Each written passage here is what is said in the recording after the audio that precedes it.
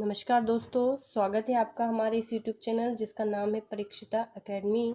और आज हम बात करेंगे इंडियन ज्योग्राफी से एक हमारा बेहद इम्पॉर्टेंट टॉपिक विंध्य तंत्र या विंध्य सिस्टम के बारे में। अब ये टॉपिक अगर आप हमारे इस चैनल पे नए हैं या अब यही वीडियो हमारा देख रहे हैं तो हम बता देते हैं कि भारत में जो चट्टानों का वितरण है या भारत की जो संरचना है उसको समझने के लिए हमें ये समझना ज़रूरी है, इसीलिए इसका पार्ट है। एक्चुअल में क्या हुआ था कि जब पृथ्वी का ओरिजिन हुआ था, राइट, तो शुरुआत में क्या था, जो हमारे अर्थ थी तब तो आग का गोला था, फिर धीरे धीरे ठंडा हो गया, ठंडा हुआ तो इसे चट्टानों में परिवर्तित हुआ। तो इसमें जो पहली जो चट्टानें ऑब्जर्व हुई उसको हम आर्कियन चट्टानें कहते हैं। फिर आर्कियन चट्टानों में परिवर्तन से जो नेक्स्ट चट्टानें बनी उस चट्टानों को हम धारवाड़ चट्टानें कहते हैं। फिर धारवाड़ चट्टानों के निक्षेपण अपरदन से जो चट्टानें बनी वो कुड़प्पा चट्टानें कहलाती थी। फिर ये हम पढ़ चुके हैं तीनों।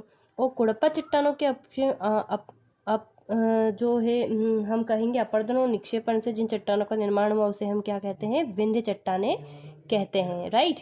तो हम इसीलिए विंध्य सिस्टम के बारे में पढ़ेंगे। अब विंध्य तंत्र आप पढ़ रहे हैं तो आपको डेफिनेटली एक चीज़ याद आनी होगी, विंध्य पर्वतमाला, जो कि मध्य प्रदेश से रिलेटेड है। अगर आप एमपी के हैं तो आप विंध्याचल पर्वतमाला आपने पढ़ी है, तो बिल्कुल ये उसी से ही संबंधित है, राइट।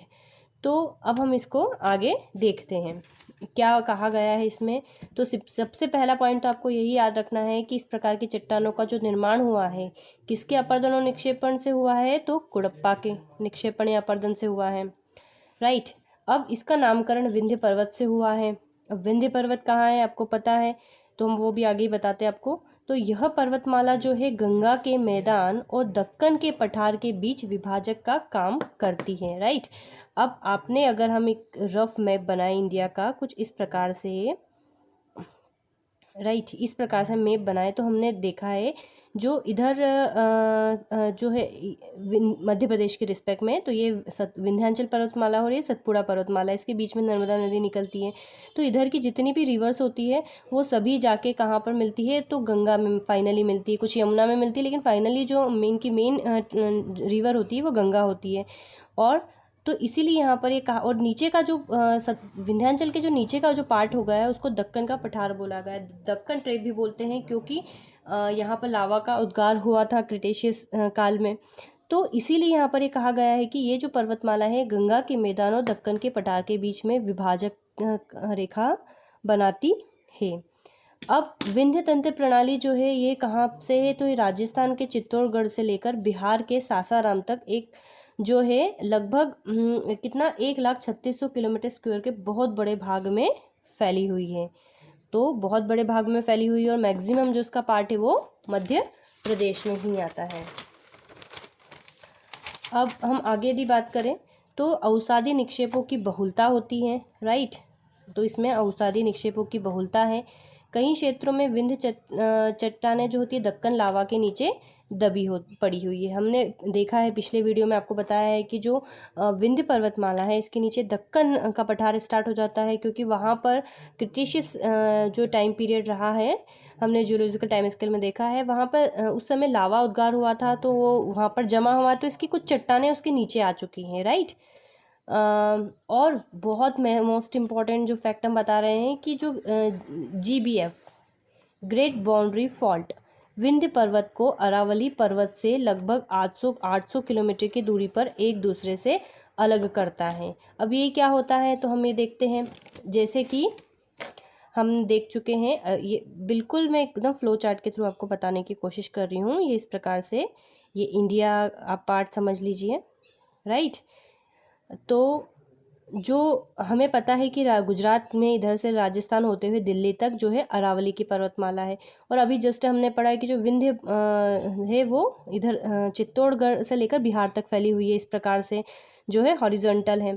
तो अरावली पर्वत और ये एक नहीं है, राइट। अरावली पर्वत तो क्या हम पढ़ चुके हैं, धारवाड़ प्रकार की चट्टानें है एक प्रकार से अरावली, और विंध्य एक का एक टाइम पीरियड अलग रहा है। तो इनके बीच में जिस चीज़ से 800 एक्चुअल में 800 मीटर का गैप मिलता है, तो उसे क्या बोलते हैं, तो उसे बोलते हैं ग्रेट बाउंड्री फॉल्ट, जिससे इन दोनों का अलग होता है, यह हम अलग पहचान कर सकते हैं। तो हमें ये याद रखना है, ये क्वेश्चन बन सकता है एग्ज़ाम में कि जो अरावली पर्वत है और विंध्य पर्वत है, इनको कौन विभाजक या कौन इनके बीच में विभाजक का काम करता है, कौन इन दोनों को अलग करता है? तो उसका आंसर है ग्रेट बाउंड्री फॉल्ट। अब हम आगे देखेंगे विंध्य प्रक्रम की सीरीज़ के नाम।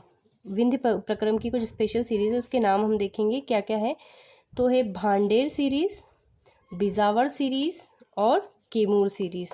भांडेर सीरीज़ कहाँ पर है? तो विंध्य तंत्र का जो पश्चिमी भाग है, ये वहाँ उस वाले जो श्रेणी है उसे हम जो है विंध्य तंत्र कहते हैं, या सॉरी भांडेर सीरीज़ कहते हैं, जो पश्चिमी भाग है। और ये इसमें स्पेशली जो है बलुआ पत्थर और चूना पत्थर होते हैं, और इससे भवन निर्माण सामग्री प्राप्त कर सकते हैं, इनसे जो है भवन भी बनाए जाते हैं। सेकंड जो सीरीज़ है बिजावर सीरीज़ जिसको कहते हैं, स्पेशली मध्य प्रदेश के छतरपुर और पन्ना जिलों में विस्तृत रूप से फैली हुई है। और इसमें भी जो मुख्य चट्टानें हैं बलुआ पत्थर, लाल बलुआ पत्थर, क्वार्ट्ज़ाइट और बेसाल्टिक है। और बेसाल्टिक पाया गया जिसकी रंगाई हीरे में समृद्ध है, राइट। इसी प्रकार जो कैमूर है, कैमूर सीरीज़, ये स्पेशली बुंदेलखंड और बघेलखंड में विस्तृत रूप से फैली हुई है। और मुख्य चट्टानें कौन कौन सी? तो बलुआ पत्थर और कॉन्गोलोमेरेट शेल, लाल बलुआ पत्थर स्पेशली यूज़ किया जाता है। और इसी से ही लाल किला, हवा महल, कुतुब मीनार या हुमायूं का मकबरा तैयार किया गया, राइट। तो जो प्रसिद्ध ऐतिहासिक इमारत है उनको बनाने में लाल बलुआ पत्थर का ही निर्माण किया गया है। आप इंटरनेट पे देखिएगा तो आपको दिखेगा लाल किला तो लाल है ही, हवा महल, कुतुब मीनार और हुमायूं का मकबरा जो बना हुआ है, किससे बना हुआ है? तो लाल बलुआ पत्थर का ही इसमें उपयोग हुआ है। तो इसलिए यहाँ पर विंध्य श्रेणी काफ़ी इम्पोर्टेंट हो जाती है। सो गाइज, अगर आपको हमारा वीडियो पसंद आया है तो हमारे चैनल को आज ही सब्सक्राइब कीजिए, हमारे वीडियो को लाइक कीजिए और शेयर कीजिए। Thank you for watching.